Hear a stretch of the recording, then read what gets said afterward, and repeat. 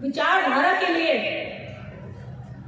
हमारे लोगों को हमें जागरूक करने के लिए हर दिन, जैसे हम अपनी रोजी रोटी चलाने के लिए दिन में 8 घंटा मेहनत करते हैं, ऐसे हमें अपने मिशन मूवमेंट को बचाने के लिए दिन में 3 घंटा 2 घंटा जरूर देने चाहिए। तभी हम इस देश के अंदर सरवाइव कर सकते हैं, तभी हम अपने अधिकार बचा सकते हैं। अगर सुंदर हो रही होती तो मुझे अपना मुंह काला करके रखना पड़ता है इस डर से कि कहीं बड़ों घर का आदमी देख लेगा तो मुझे शाम को कहीं हवेली पे न बुला जाए। आज भी दहशत है।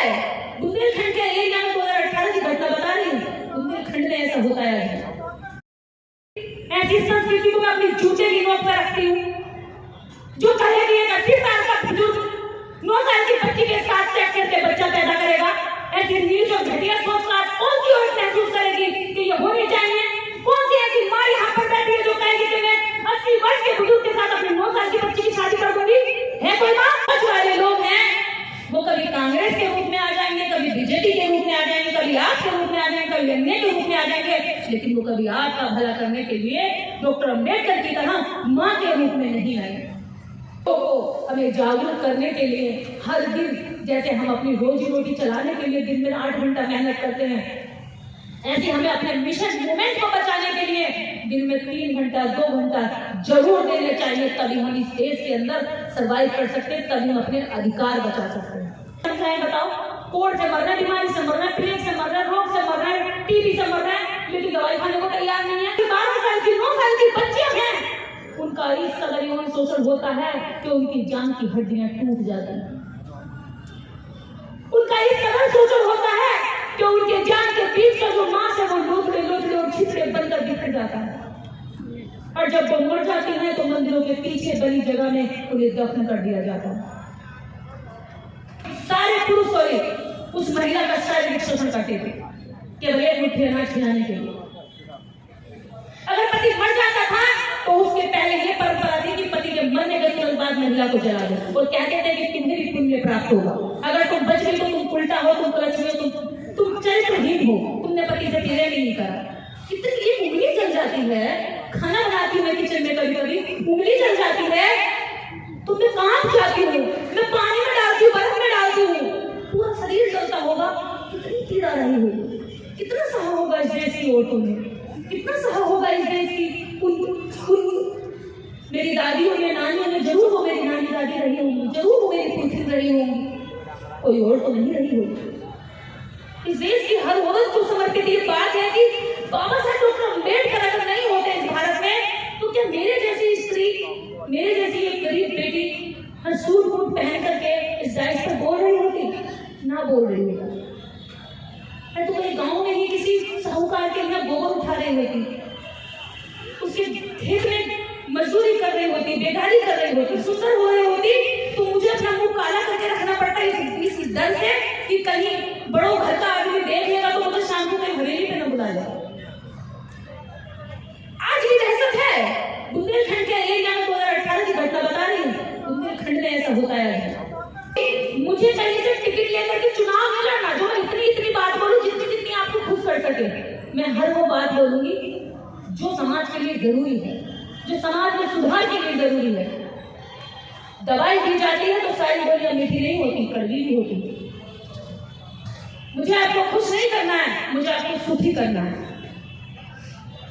और सुखी करने के लिए जिस तरह माँ मारती पीटती भी है और डांटती भी है, उसी तरह एक सामाजिक कार्यकर्ता की जिम्मेदारी बनती है कि वो मुंह देखकर नेता की चापलूसी ना करे और अपने समाज को गुमराह ना करे। माँ को अपने बच्चे से लालच नहीं होता है। बाबा साहब डॉक्टर अम्बेडकर ने गांधी को यही बात कही थी जब ये बात चल रही थी कि डॉक्टर अम्बेडकर तुम कैसे दलितों के मसीहा और नेता हो सकते हो, तुम तो सूट और बूट पहन के रहते हो।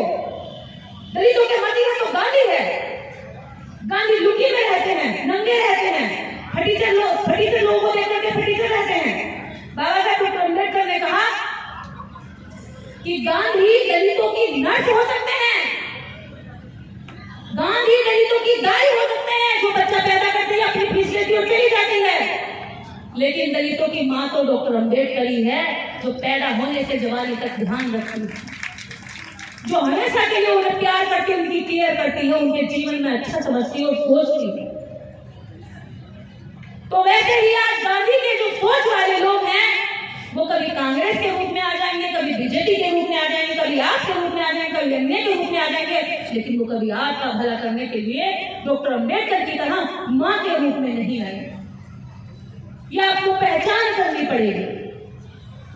तो आज वैसे ही बीजेपी हम महिलाओं की नर्स बनने की कोशिश कर रही है, हमारी मां डॉक्टर अंबेडकर की विचारधारा को पीछे रख करके, जो सिर्फ हमें दिखावा और छलावा दे सकती है।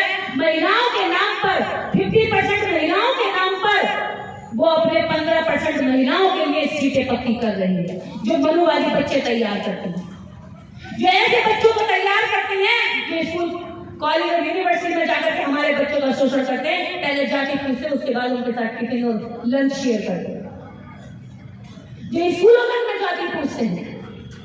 तो ऐसे बच्चों को तैयार करने वाली महिलाएं किस तरह का कानून तैयार करेंगी हमारे खिलाफ, ये आपको सोचना है। तो ये महिला आरक्षण हमें नहीं चाहिए, इस आरक्षण की हमें जरूरत नहीं है। हमें जरूरत है कि अभी हमारी महिलाएं स्कूलों तक नहीं पहुंची हैं, अभी हमारी महिलाएं प्राइमरी स्कूलों तक नहीं पहुंची हैं, हमारी बच्चियों की शिक्षा रुकी हुई है। हमारी बच्चियों को आप समान शिक्षा दो।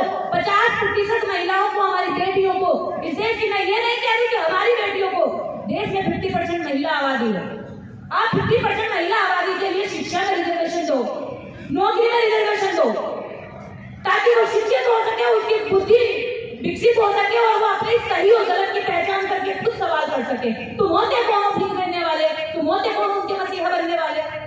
वो अपने बारे में सही और गलत खुद सोचे, इतना बिना शिक्षा तैयार क्यों नहीं करते आप?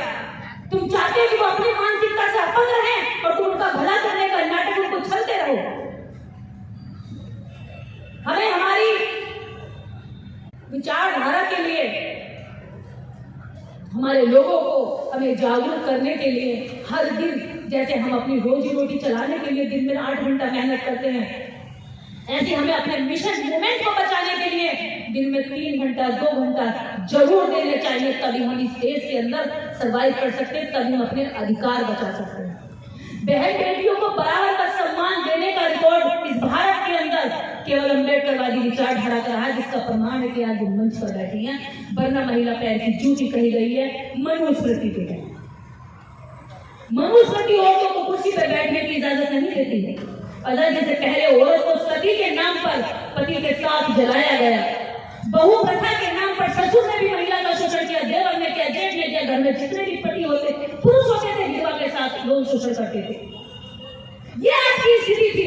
इस देश की समस्त औरतों को मैं बता रही हूँ, केवल दलितों की महिला की स्थिति नहीं थी, इस देश की समस्त औरतों की स्थिति थी कि अगर पति मर जाता था तो आजादी से पहले की बात मैं बता रही हूँ कि इस देश में सती प्रथा रही, बहु प्रथा रही, देवदासी प्रथा रही। देवदासी के नाम पर 9 साल की, 8 साल की, 12 साल की बच्चियों को 80-80 वर्ष के पेट निकले हुए पुजारी उनका यौन शोषण करते थे। मिस कैथरीन लियो मदर इंडिया अपनी किताब में लिखती हैं, जिसको भारत में बैन कर दिया गया था। मिस कैथरीन लियो जब इस भारत में सर्वे करने आती कि असली भारत दिखता कैसा है, तो मिस कैथरीन लियो कहती हैं कि जो मंदिर में 8